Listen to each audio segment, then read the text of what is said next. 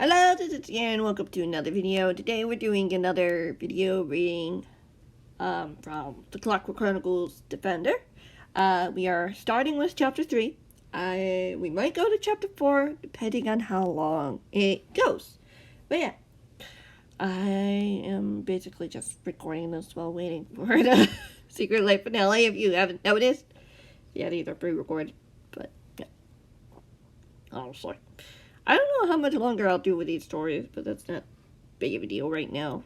I'm really thinking about where to go, what to do, all the stuff. Like, eventually it's going to have to end, but yeah. There's always room for, like, short stories or stuff like that. You never know. Especially the Joe and Cleo idea. I still don't know what to do yet. It's like, I do want to do them, but I don't know what to do. They just don't fit in the typical story. They just don't. I'm like, oh, yeah. And Joe's helpful, so it's easy. And Cleo's like, oh, Cleo. Cleo's Cleo. So yes, let's get started. Chapter 3. All Liam could see were flames. Dark red-orange flames reaching high up into the dark sky. Black smoke choking up the heavenly light from above. Through the stinging smoke and tears, he looked around at his surroundings. He didn't recognize this place, but he could make out some houses and other buildings down the street. He was standing in the middle of the road, surrounded by flames. There's nowhere to run. Hello? Liam called out, his voice drowned out by the crackling of red-hot flames. Sparks flying into the air that fell slowly to the ground.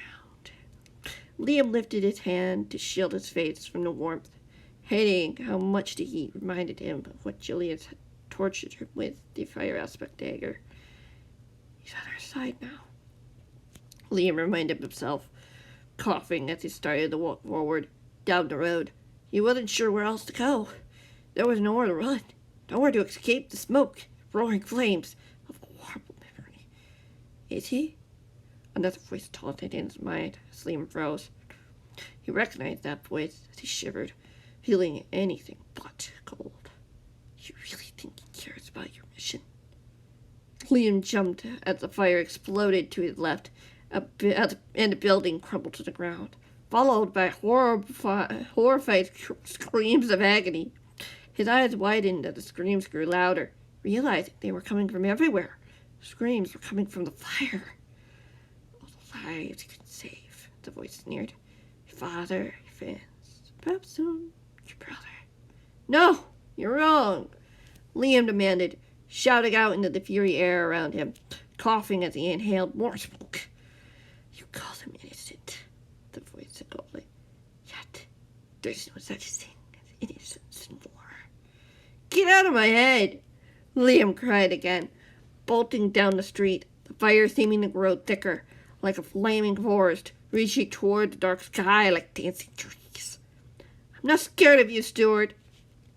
You'll never escape this nightmare, Stuart's thoughts said with a dark chuckle. Everything you know, everyone you love, will be taken from you. Then what will be left? You'll be nothing. No, Liam coughed again, seeing the image around him shift, finding himself in another street. Houses also consumed in flames as he screamed, No! I don't want to literally scream because the floor is being done right now. This room is very echoey. So I'm trying to be quiet while also reading. But that's not relevant. Even if you escape, I'll make sure that you never forget. Stuart taunted again. Never forget the fate our enemies face. You are no exception. You'll not win this war. You can't save them.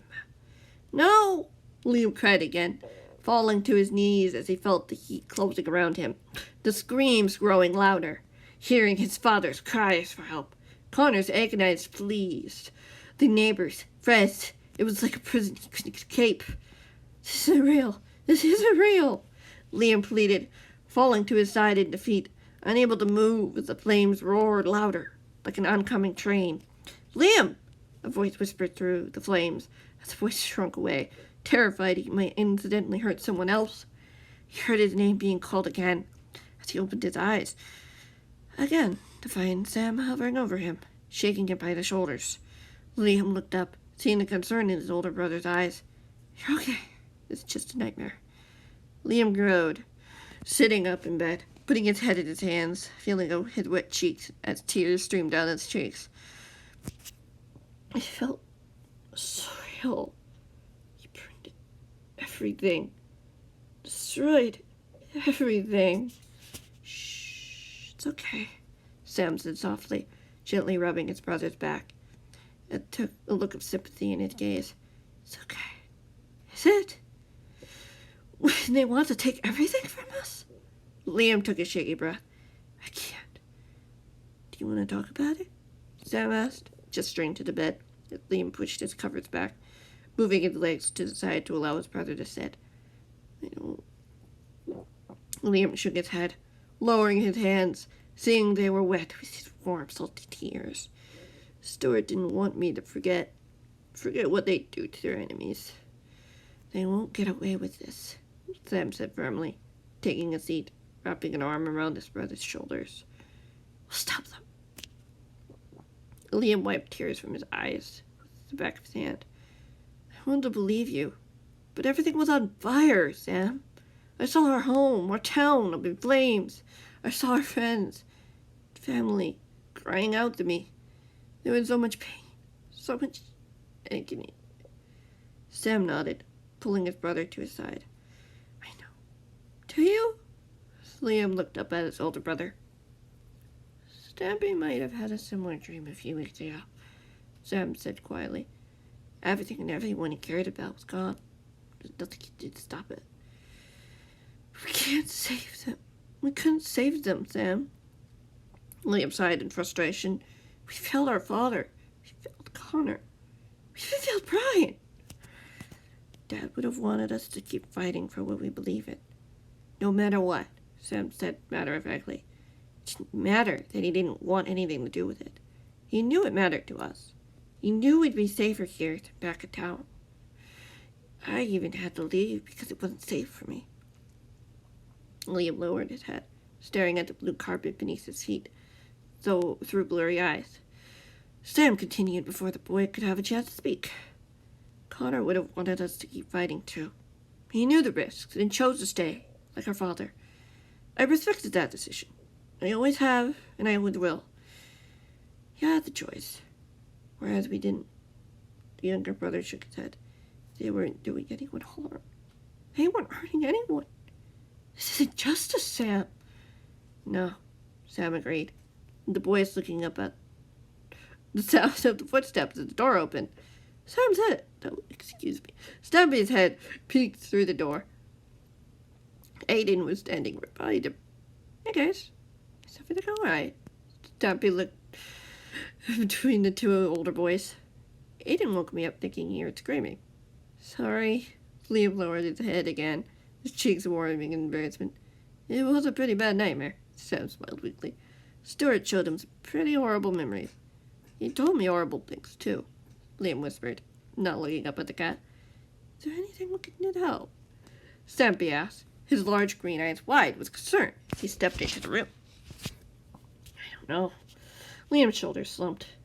"Everything was on fire. There was nowhere for me to go. I could hear screaming from my father, Connor, and others." Tears stung the boy's eyes again. "They were pleading for me to help them, but they couldn't. Who else?" The cat frowned, crossing the room to kneel in front of the boy. A lump formed in the boy's throat as he missed the cat's gaze. "There are too many of them to count." The cat's expression was calm and gentle as he nodded. "I know it has to be scary. I had a similar nightmare." "Yeah," Liam nodded, glancing over at his brother. Sam sighed, pulling away from his brother. "Perhaps it's the fear of failure, or the fear of being helpless to save those you care about. But," Liam protested, "Lizzie and Stacy are still safe." The cat encouraged the boy. "And last I know, so is Nettie and the others in her small village." Sam smiled. "Yeah, I haven't heard anything, and I'm the emergency contact. They might not have been able to, or..." Liam trailed off. "I think I would know if something was terribly wrong. the cat said softly, putting a paw on his chest. I love my sister and would do anything to protect her. We have a strong bond, and thanks to some tips from the hermits, been able to strengthen it a little. A little? Liam tilted his head curiously. I haven't been through days of torment the way some of them have. Sam shuddered, shaking his head, putting his paw on Liam's knee. But I do know what I'm looking for, if there is a problem. Question is, will you take it seriously? Sam pointed out. Stampy won't smile weakly. I don't think I would ignore it if it was strong enough. I believe that. Liam managed a smile. The cat returned the smile, patting the boy on the knee. Apologies. No matter what happens, Liam, the cat said firmly, gazing into the boy's eyes, we will do everything we can to help our friends. Campbell or Stewart ever finds them, we'll stop them. Or Gerald, Sam reminded the cat. Wait, I thought Gerald... Liam didn't finish the question, seeing the serious look on his brother's face. When did this happen? Not long before the hermits left, Sam replied. I found out from Rose, and this led to the entrance. Green was really worried about Scar's safety. I don't blame him. The cat rose to his feet. Gerald's not someone you mess with, not unless you want to risk getting burned. Liam shuddered at that. It's true. Sorry. The cat smiled apologetically, looking over to the door where Aiden stood, the young teen having overheard the whole thing. Could you get Aaron for me? I think the four of you need a bit of a break. I can finish off the escape route tomorrow. I'll show you around. Are you sure it's safe? Liam asked warily as Aiden disappeared. The cat flashed the boy a smile. I doubt they'll try to ambush us, especially if I have a few of my dogs tag along. Well, be careful, Sam said calmly, reading his brother's eyes. Besides, we're safe here. Stampy and the kids are pretty good fighters. So I hear? The cat lit up with excitement. I can't wait to help them with training. Right, Sam got to his feet. But first, we need to show our friends around. Think you'll be up for a bit of a walk today? I just got on my feet yesterday. Liam gave his brother a lopsided smile, getting to his feet. He looked much better already. Sam smirked. You'll be fine. Liam nodded, looking between his two friends with a hopeful smile, trying his best to ignore the uneasy feeling that crawled into his thoughts. You think I could borrow a communicator, since I lost mine when I got kidnapped? Oh, no, that's not a problem at all, the cat chuckled. I have some stored in my chest in my room. I'll grab one for you while you get ready. Deal? Deal. Liam nodded at Stampy, seeing a grin form on the cat's face as he skipped out of the room. Although he did feel better about the idea of carrying a gadget like the communicator in case something happened, some part of him still felt that something horrible was about to happen. Chapter 4. Why not? Liam walked down the birch and spruce checkered path, surrounded by color.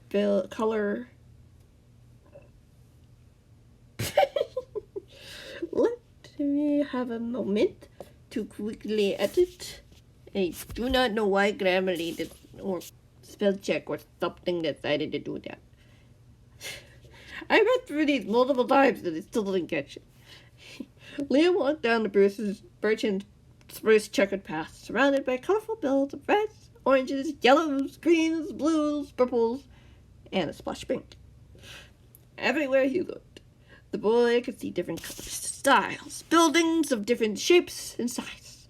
The sky above was clear blue, spotless of clouds, the sun shining high and bright.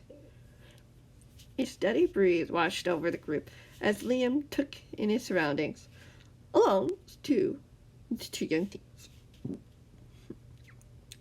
Leading the group was Stumpy Cat, with William Beaver at his side. The beaver had insisted on coming when he spotted the 5 of them in the love garden as Stumpy began his tour. Liam didn't mind. He felt much safer knowing the beaver was there. Unable to shake the memory of the ambush and his attempt to protect Lizzie, he believed Campbell's men had been after her and told her to go, only to get captured himself. Knowing both his friends were safe was a relief, but Liam knew that they weren't the only YouTubers who lived around the school grounds. Not just referring to Tony. Liam let out a long sigh, trying to push the thoughts away. He wasn't here to worry about what happened, or whether or not Grandpa would attack any of his friends. He knew he would eventually. Right now, he needed to be here with his friends. He could hear Stampy talking, but he wasn't paying attention to him. He had already taken a similar tour a month earlier, but the guide insisted they all take along. You okay? Do you need a moment to rest? Aiden asked, quickening his pace to walk at his left side. Sam was on his right, scanning their surroundings warily. No, I'm fine. Liam shook his head. Just a lot of stuff on my mind. I bet. Aiden nodded reluctantly. You've been through a lot more than most of us have. We all have some danger to face sometime, whether it's now or in the future. Liam sighed, glancing over at the teen. After my brother disappeared, my aunt came back to take me to a safe place, where I met Dan. Gerald? Aiden asked nervously. Gerald was harsh with him too at the start. Liam nodded. Dan found the safe house after managing to escape, asking for help. Gerald wanted to interrogate him, but Rose intervened, asking me to tend to his injuries. Aiden nodded. Is that how you knew Gerald was bad? No. Liam shook his head, looking up to catch his brother's eyes. He attacked Stampy not long after Eli and I came back with him and my brother. We knew he wasn't a good guy, but I never thought he'd get to the point of betraying us and blame it on me. Stampy replied, catching wind of the conversation happening behind him as he turned. Then he sent a rescue party and purposely rescued Dan, leaving me behind. That's horrible! Aiden's eyes widened in horror. At least Sam and Liam had your back, Arius said cheerfully. Yes, the cat gave her a gentle smile. They saved my life that day, and continue to. All part of a day's work. Sam lifted his chin. We help each other. That we do. Stampy agreed with Stampy agreed with a nod. How about we take this turn toward the post office and head back? I can see William getting anxious, and I don't want to be out here when night falls either. It's only the afternoon, Aiden frowned, staring up at the sun shining above them. The sun was slowly starting to take its descent on the one side of the sky as the five of them began walking. Days tend to pass by faster than you expect, especially when you're having fun, the cat said brightly. Liam spotted William fidgeting with his sword that hung at his side. The beaver's beady black eyes scanned the area. Did you see anything, William? Liam asked, surprising the beaver, who glanced at him, only giving him a frown. It's easy to miss something, especially invisible lurkers, Sam explained. I've been watching too, and it's hard to tell between falling leaves or bubbles. If we only had a gadget that could alert us if there was someone close. The cat shook his head. I wonder if Impulse made something like that. Not yet, but I can ask. Liam beamed at Stampy. He's been working hard, though, I bet, trying to make sure every hermit is safe. Yeah, the hermits are working on some towers by Gem's base to give more room for interns in the future. Or hermits if something happens. Sam nodded, with a smile.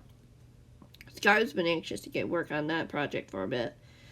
Campbell doesn't make it easy. Stampy shook his head, letting out a sigh. At least you're able to leave and keep building without much trouble, Aaron pointed out.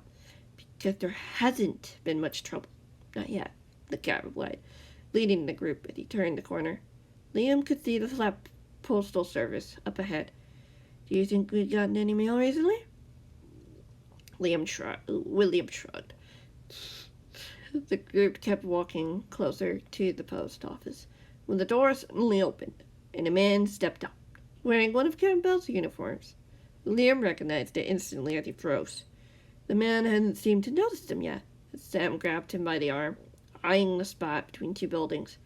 But before the group could move much as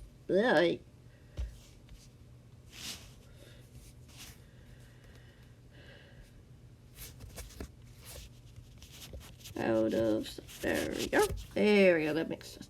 But before the group could move out of sight, the man turned, his photograph. Why, hello there! I didn't expect to come across you six today, the man said cheerfully, glancing down at the cat's feet as he frowned. Don't you think that's a bit overkill? Be gestured to the three dogs at the cat's heels. "No, in Campbell's, it isn't," the cat replied, matter of factly.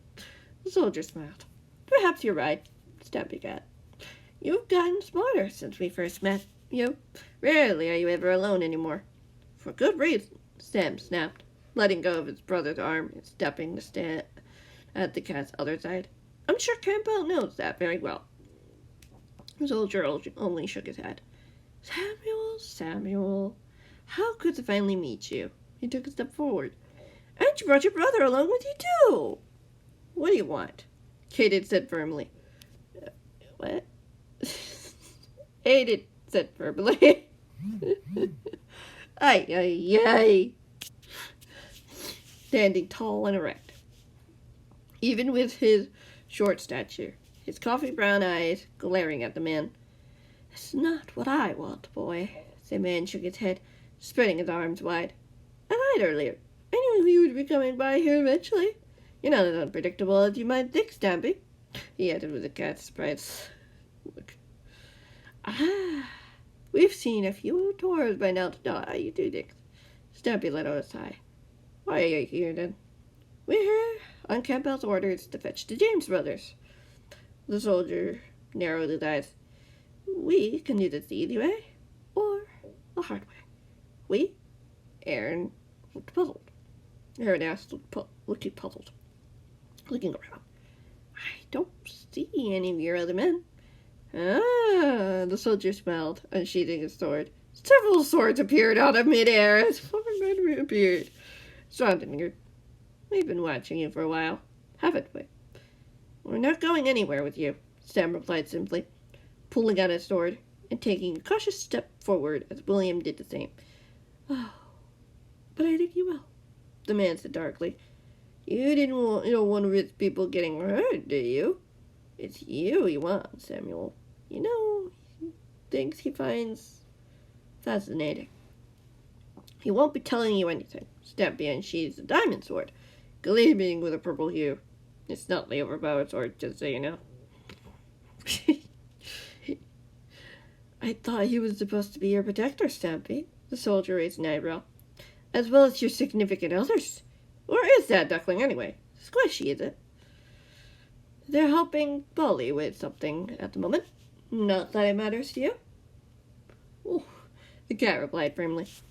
"And it sure sounds like you're stalling." "We have more backup on the way." The cat grinned. "In case we need it." "What, you can't face it yourself?" Aiden snapped, shoving Liam behind him, his iron sword raised. Liam still stood, staring at the men surrounding him. He knew he had a sword on him in case something like this would happen. Surely not now. He was still recovering from the torment Campbell and Stewart had put on him through. We're already exhausted. Unlike Mr. A, we don't risk underestimating you. The man narrowed his eyes. "Not again." "You better choose quickly," another soldier shouted. "Isn't it already obvious?" Stampy raised an eyebrow.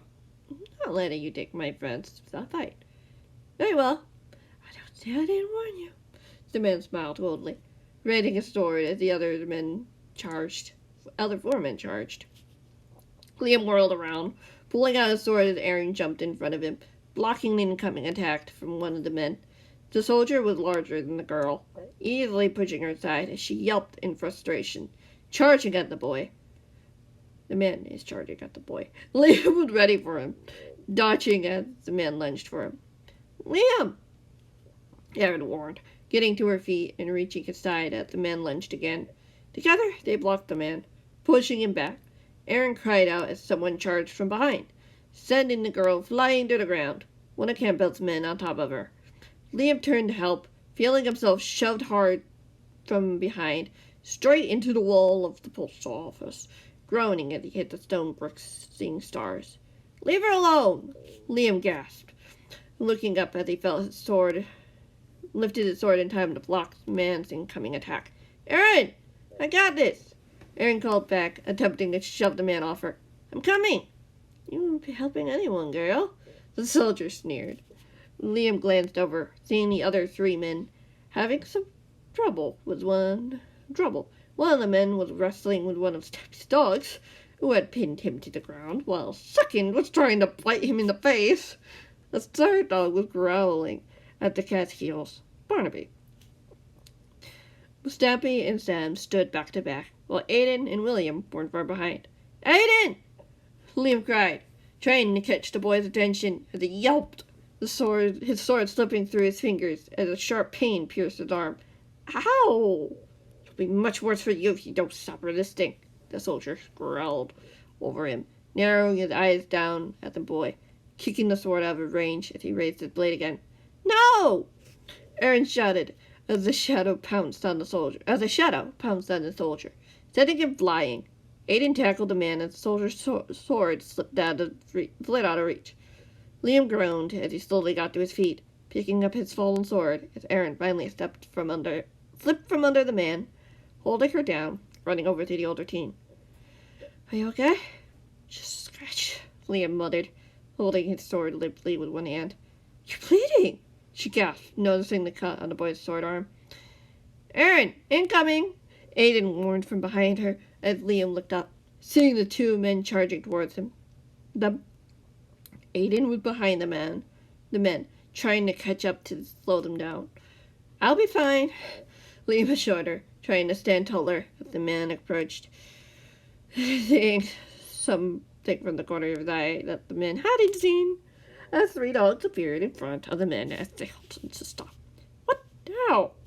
one of the soldiers asked in bewilderment, looking at the dogs, and then over at the others, who were gaining on them, having dealt with the other attackers. "Doesn't matter, we just need to stall until more arrive," the other man growled, slashing his sword at one of the dogs, who vanished before his very eyes. "What?" The man's question was cut off by a scream as Barnaby charged from behind the man, having reappeared as the other two dogs chased after the second man, who had started running when he realized he was outnumbered. "How did they do that?" Ada panted, arriving at Liam's side, putting his hands on his knees, leaning over to catch his breath. "It's like a teleport," Liam said. "How can you say that so calmly?" Aiden sighed, looking up at the boy in amazement. "That's the coolest thing ever! Wish my dog could do that." "It's a blessing and a curse," the cat said gravely, catching up to the boy. Sam and William right behind him. He called back the two dogs before adding, "We should get moving so the newcomers don't find us here. Liam needs medical attention. He's hurt," Aaron insisted, grabbing onto Liam's arm as he winced. "Fine, it's not that deep." Liam pulled away, giving his brother a wry smile. "Stephen's right. We can't stay here. The injury can wait." "Then we best hurry," Sam said matter-of-factly, gesturing his friends as he walked to his friend as he walked down the path. "Don't go too fast," Liam warned, quickening his pace as he kept to keep up with his brother. "Tired?" Aaron gasped, chugging at his side. "I'm gonna need a nap after that," he agreed, shaking his head with a sigh. "Sorry I wasn't strong enough to be much help." "You'll get there," she smiled cheerfully. "I know you will." "Thanks, Aaron." The boy returned the smile as the six of them started heading back to Stampy's base.